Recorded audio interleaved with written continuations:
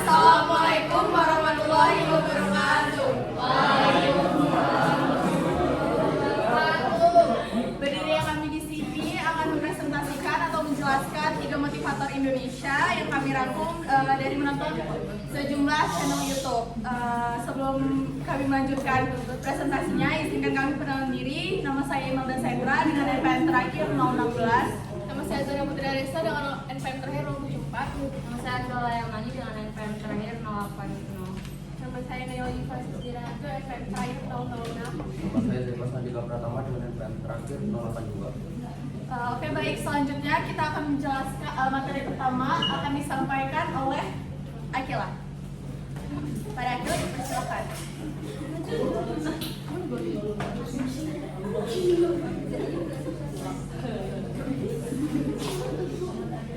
Jadi sosok inspiratif pertama yaitu Arif Muhammad. Nah, jadi Arif Muhammad ini dikenal sebagai seorang content creator, penulis dan juga pengusaha.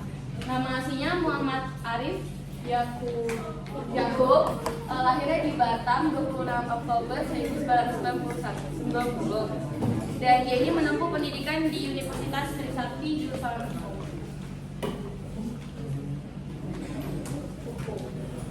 Nah, jadi ini kisah sukses Arif Muhammad. Jadi pada tahun 2009 dia menjadi content creator melalui Twitter. Kemudian pada tahun 2016 dia membuka usaha toko kue bersama istrinya dengan nama Kekinian. Terus 2018 dia membuka bisnis kuliner bakso Ciakang yang juga ada di Bandar Lampung cabangnya. Terus pada tahun 2019 dia menciptakan brand pakaian Billionaires Project yang menawarkan berbagai produk fashion. Kemudian pada tahun 2022 dia dia membuka rumah makan Padang Payah Kumbulan. Jadi yang bisa kita ambil dari kisah sukses Arif Muhammad ini, Arif Muhammad ini dalam menciptakan bisnisnya dia tuh selalu melihat tren. Jadi dia memanfaatkan tren. Nah, tren itu kaitannya dengan sosial media yang sangat relate sama kita. Karena kita kan 24/7 menggunakan sosial media. Jadi Arif Muhammad ini dari dulu dikenal emang sangat pintar dengan sosial media dan dia bisa mencari peluang juga menghasilkan bisnisnya. Nah, cara dia menghasilkan bisnisnya, membesarkan nama bisnisnya juga melalui sosial media dia. Karena dia juga dikenal sebagai influencer yang memiliki 5,4 juta followers di Instagram dan memiliki 3,1 juta subscriber di YouTube pribadinya. Selanjutnya akan disampaikan oleh Naila. Sifat dan kunci sukses dari Arif Muhammad, yang pertama dia tuh ramah dan humble. Di video vlog itu kelihatan banget dia ramah sama humble sama karyawan-karyawannya. Kayak dia nggak membeda-bedain karyawan-karyawannya. Terus dia tuh menganggap karyawan itu kayak teman bahkan saudaranya. Terus yang kedua itu personal branding. Arif Muhammad tuh pernah nge-share di Instagramnya. Personal brandingnya itu yang pertama itu jangan ambil semua endorse yang relevan, tetapi harus disaring terlebih dulu yang mau dipromosi itu apa. Yang ketiga, memiliki relasi yang luas. Arif Muhammad pernah mengatakan bahwa kunci kesuksesan itu yang paling utama itu relasi, karena relasi itu bisa membuat produk yang dia buat itu jadi terkenal, kayak dikenal banyak orang, jadi mudah. Terus yang keempat, berani keluar dari zona nyaman. Nah, Arif ini dia tuh berasal dari kota Batam, terus dia merantau ke Jakarta buat kuliah di Jakarta. Dari dia merantau itu membuat keberanian dia menjadi mandiri, terus dia kayak berpikir dewasa untuk membiayai hidupnya sendiri. Terus keluar dari zona nyaman itu juga salah satu kunci agar sukses dalam berwirausaha, karena kita kan lebih open minded. Yang kelima, mencoba hal baru. Kan Arif ini lulusan sarjana hukum, dia cuma belajar ilmu hukum, tapi dia juga merambah ke dunia bisnis dan digital. Contohnya dia tuh membuka bisnis di bidang kuliner terus pakaian. Dia juga mempunyai saham. Jadi ini pesan motivasi dari Arif Muhammad.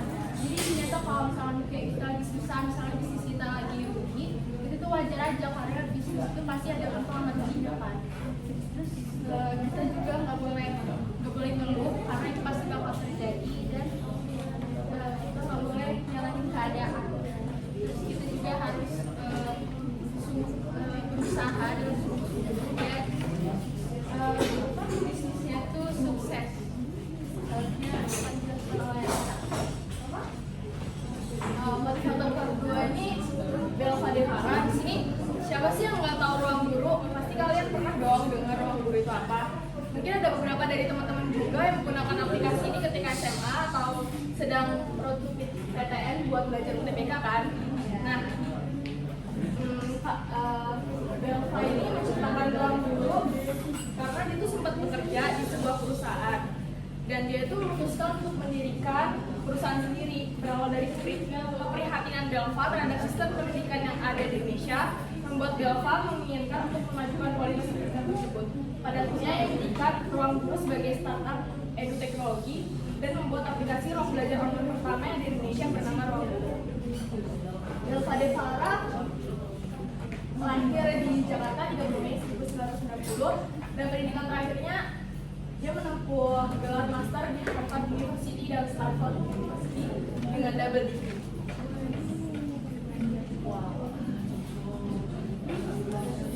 Kisah sukses yang pertama pada tahun 2010, dia menjadi senior analis di perusahaan Accenture dan Goldman. Pada tahun 2012, dia mendapatkan beberapa penghargaan. Salah satunya yaitu menangkan Client First Award.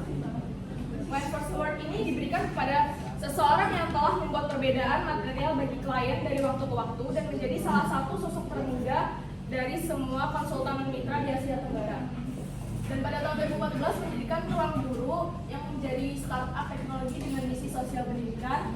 2017 mendapatkan penghargaan prestisius menjadi salah satu dari 30 pemuda di bawah umur 30 tahun tersukses dalam bidang kewirausahaan teknologi di Asia oleh Forbes Design.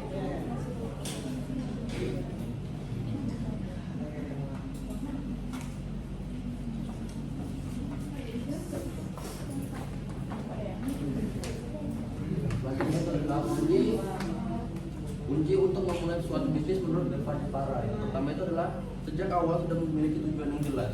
Hal ini cukup penting karena Belva menegaskan bahwa saat awal dia ingin mendirikan Ruang Guru itu dia memiliki misi untuk memperbaiki kualitas pendidikan Indonesia yang menurutnya masih kurang dari negara lain.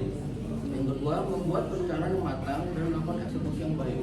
Jika sebuah ide brilian tidak diimbangi dengan perencanaan dan eksekusi yang baik, itu akan menjadi sia-sia. Yang ketiga, memahami kondisi pasar dan mengetahui permasalahan sosial bisa terselesaikan atau tidak. Dengan memahami kondisi pasar, kita akan dapat mengetahui apa yang dibutuhkan masyarakat. Dan ketika kita mengetahui apa kebutuhan masyarakat, kita harus mencarikan solusinya untuk menyelesaikan masalah tersebut. Yang keempat, harus terbuka untuk menjalin kerjasama dengan setiap pihak. Jika kita ingin memulai sebuah bisnis, kita harus bisa berkolaborasi dengan pihak-pihak lain, apalagi dengan brand-brand ternama itu akan sangat membantu bisnis kita untuk kedepannya. Yang kelima, temukan tim yang kuat dan selalu menjadi inovasi. Dengan tim yang kuat dan solid, itu akan menjadi kerangka awal dari sebuah bisnis untuk dapat maju dan berkembang dengan baik. Dan kita menemukan inovasi. Kita harus selalu memiliki kreativitas untuk memiliki inovasi-inovasi baru agar kedepannya bisnis kita itu bisa berkembang dengan baik untuk bersaing dengan bisnis-bisnis lain. Ini yang pertama, motivasi dari Belva Devara.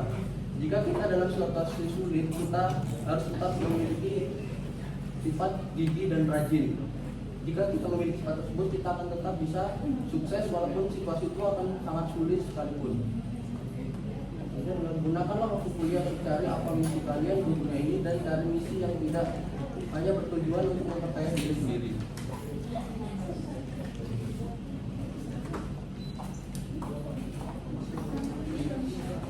Selanjutnya motivator Indonesia yang terakhir adalah Nadiem Makarim. Nadiem Makarim lahir pada tanggal 4 Juli 1984 di Singapura dengan pendidikan terakhir di Harvard Business School dan Brown University.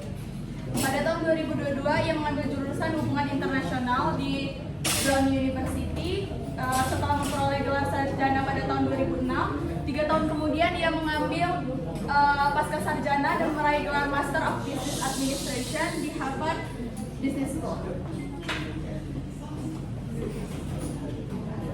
Selanjutnya adalah kisah sukses dari Nadiem Makarim.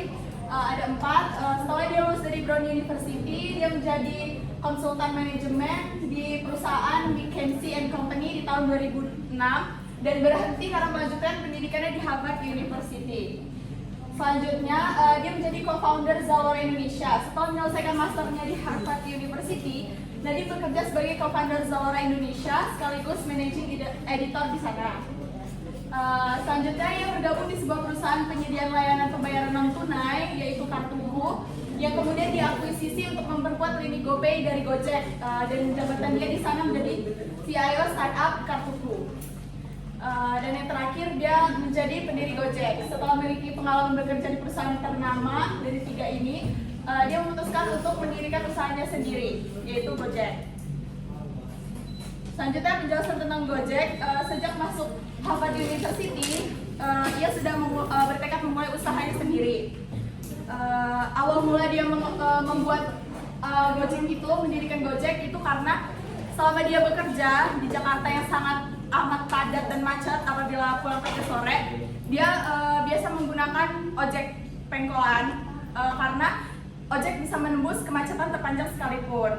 Setelah itu dia ngobrol sama salah satu ojek yang ada di sana, ojek pangkalan, dan ojeknya tuh kayak ngeluh gitu kalau misalnya jarang dapat pelanggan karena biasanya juga ojek pangkalan itu terlalu matok harga yang sesuai keinginan dia itu dan terlalu mahal.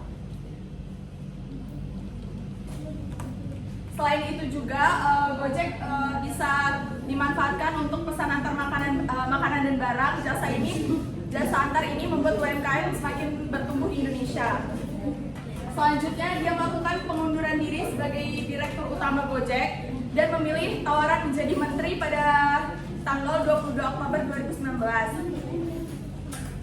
Ia menjadi Menteri Pendidikan dan Kebudayaan. Sebagai Menteri Pendidikan, Nadiem Makarim mencanangkan kebijakan Merdeka Belajar adalah mengganti ujian nasional menjadi asesmen kompetensi minimum dan survei karakter.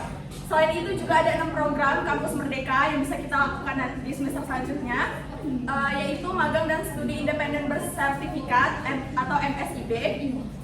Selanjutnya Indonesian International Student Mobility Awards atau IISMA. Terus kampus mengajar, pertukaran mahasiswa merdeka, wirausaha merdeka, dan praktisi mengajar. Kegiatan yang dilakukan dapat dikonversikan dengan SKS. Jadi kalau kita ikut magang bersertifikat itu, SKS kita bakal dipotong 20 SKS. Selanjutnya adalah kiat sukses dari Nadiem Makarim. Yang pertama berani gagal. Maksud dari berani gagal adalah kita harus tetap menjalankan usaha yang kita harus kembangkan tanpa rasa takut gagal. Karena biasanya kalau misalnya sebelum mulai usaha kita udah merasa takut gagal, itu bakalan beneran gagal di akhirnya. Yang kedua, menjadi solusi dari permasalahan. Dan yang ketiga, bebas berinovasi. Inovasi itu merupakan proses berpikir yang digunakan untuk menghasilkan ide dan solusi. Proses tersebut cukup kompleks di mana harus menemukan metode atau prosedur untuk melakukan pendekatan terhadap masalah. Jadi sebuah usaha itu harus tetap melakukan adanya inovasi biar terus berkembang. Yang keempat, menyadari akan selalu ada resistensi, dan yang terakhir fokus pada solusi bukan profit. Yang terakhir, saat yang terakhir pesan motivasi dari Nadiem Makarim. Semua orang bisa mencuri idemu, tetapi tidak semua orang bisa mengeksekusi idemu sebaik dirimu. Maksudnya adalah kayak ide yang kita buat itu bisa saja dicuri sama orang lain atau direplika dengan orang lain. Tapi isinya dan bagaimana menjalankannya itu hanya kita sendiri yang tahu lebih detailnya. Yang kedua adalah dalam bisnis bukan bicara siapa yang menang, tetapi siapa yang mampu bertahan. Karena sejatinya dalam suatu usaha kita bukan kayak perlombaan gitu lah siapa yang bakal lebih baik atau gimana, tapi karena banyaknya naik dan turun dalam perusahaan, bagaimana caranya, diajarkan bagaimana caranya kita mampu untuk bertahan dalam suatu usaha tersebut. Baik, Sekian presentasi dari kami. Kami buka sesi pertanyaan untuk kalian yang ingin bertanya. Dipersilakan.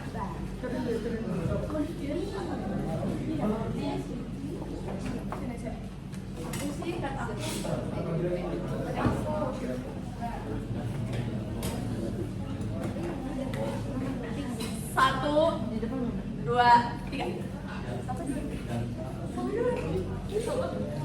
Ulang. Satu, dua, tiga.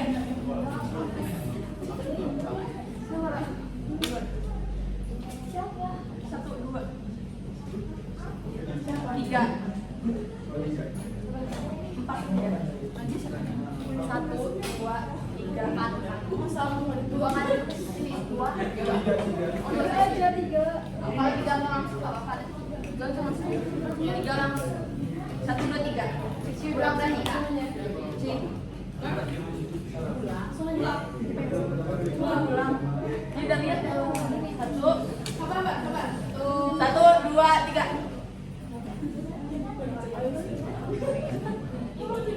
Satu, dua, tiga.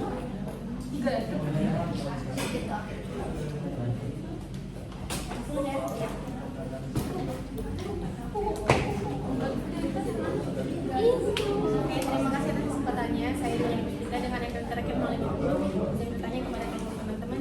Jadi kan tadi sudah disebutkan bahwasanya kiat sukses daripada Nadiem Makarim itu salah satunya adalah berani gagal.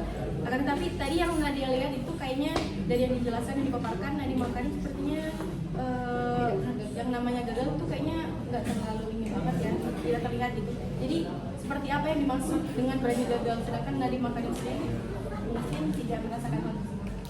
Terima kasih.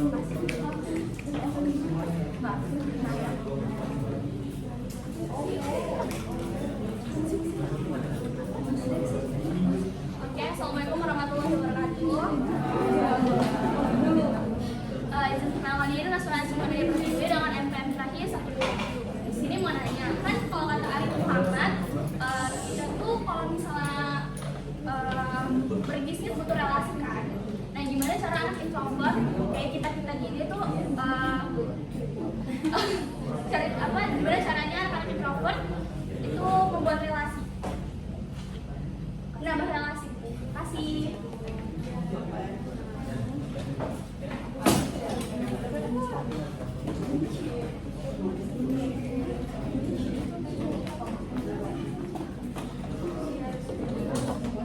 Single ya?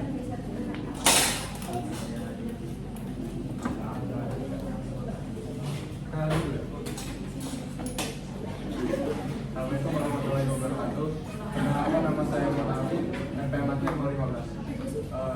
Jadi kan si Arif Muhammad ini tergolong lulusan yang sukses di usia muda.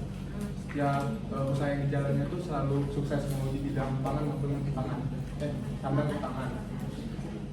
Ada nggak sih tips dari Arif Muhammad ini supaya bisa menjadi pengusaha sukses di usia muda?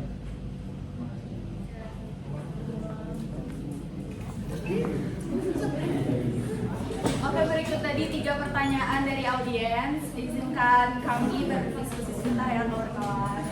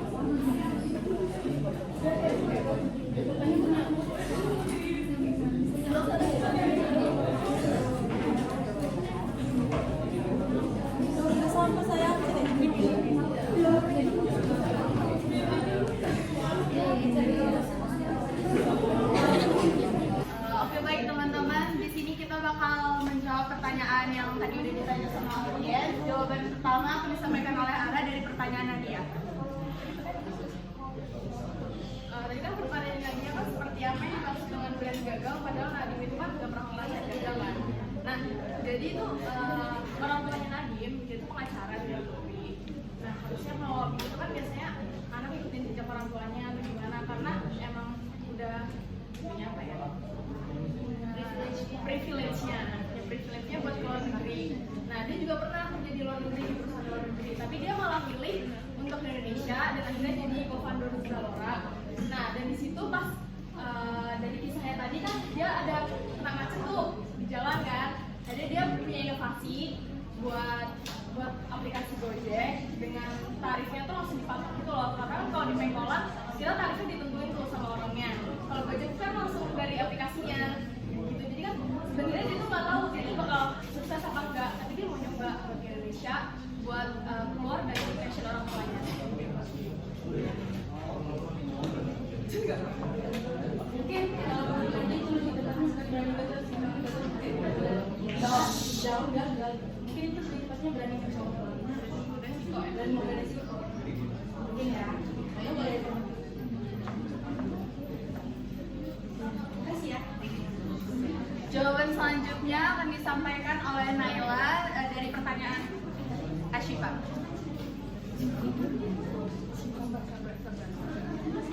Dari Asyifa, cara yang orang introvert bisa banyak relasi itu ya dia harus keluar dari zona nyamannya sendiri. Dia harus berani buat ketemu orang lain, kayak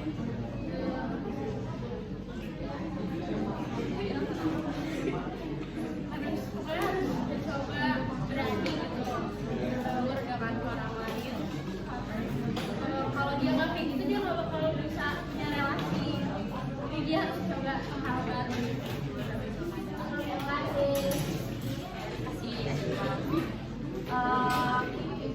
Jawaban yang terakhir akan disampaikan oleh Akila Haya dari pertanyaan Muhammad Hafiz. Saya akan menjawab pertanyaan Afif. Tips dari Arif Mamat yang jadi pengusaha sukses di usia muda. Nah, jadi Armu itu memulai bisnisnya itu sama kayak kita waktu masa kuliah di sini.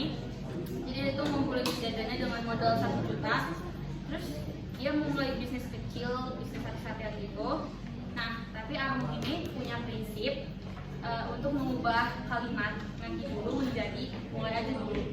Jadi sebuah prinsip itu yang membuat Arif mencoba bisnisnya dan ternyata bisnisnya tuh booming sampai sekarang. Bisnis sate-sateannya itu. Terus Armu juga bilang kita tuh harus ngilangin gengsi untuk membuat usaha dari kecil. Karena itu problem kita sebagai remaja, kita masih gengsi untuk membuat usaha. Kalau sudah jelas.